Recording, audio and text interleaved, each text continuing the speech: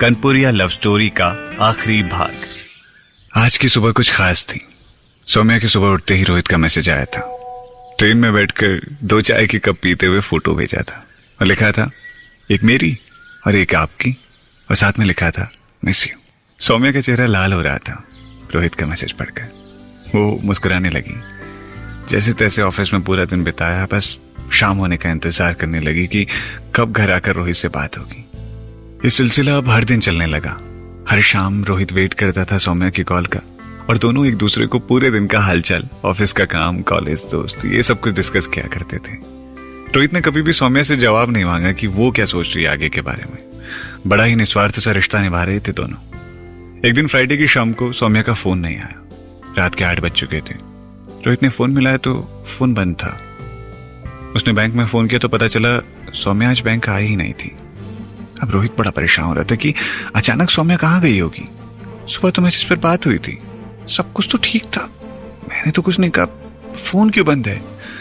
रोहित बड़ा डरा हुआ था। उसे कुछ समझ में नहीं आ रहा था क्या करे।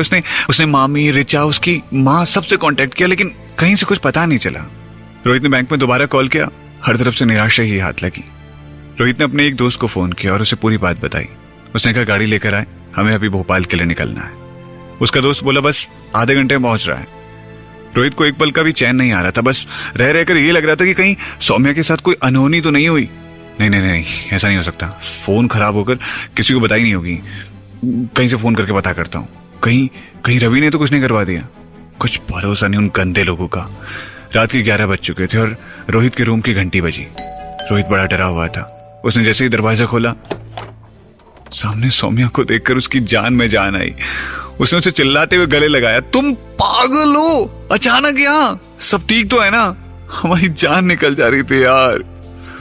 सौम्या थोड़ा चिढ़ाते हुए बोली, सरप्राइज नाम की भी कोई चीज होती है कि नहीं? रोहित थोड़ा गुस्से में, ऐसे कोई सरप्राइज देता है क्या? हमारी जान निकाल रही थी यार तुम, और यार रात को सरप्राइज दे रही हो। रोहित को देखकर सौम्या बड़ी खुश थी। सौम्या ने रोहित से कहा, क्यों बाबा जी, सरप्राइज क्या सिर्फ तुम ही दे सकते हो, हम नहीं दे सकते? रोहित अपनी खुशी का इजहार नहीं कर पा रहा था कि सौम्या को सही सलामत अपने सामने देखकर उसे कितना सुकून मिल रहा था। हमें लगा यार अभी 15 दिन बाद तुम यहाँ से जाने वाले हो तो काहे ना तुम्हें सरप्राइज दिया जाए।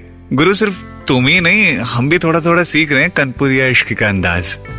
सौम्या ने रोहित को छेड़ते हुए बोला। रोहित ने एक लंबी सांस ली और सौम्या का हाथ पकड़कर बोला, तो क्या तुम सच में? इससे पहले कि रोहित आगे कुछ बोलता, सौम्या ने उसे चुप कराया।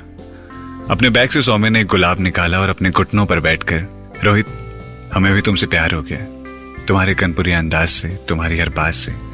कब से मैं से हम में बदल गई पता ही नहीं चला यार।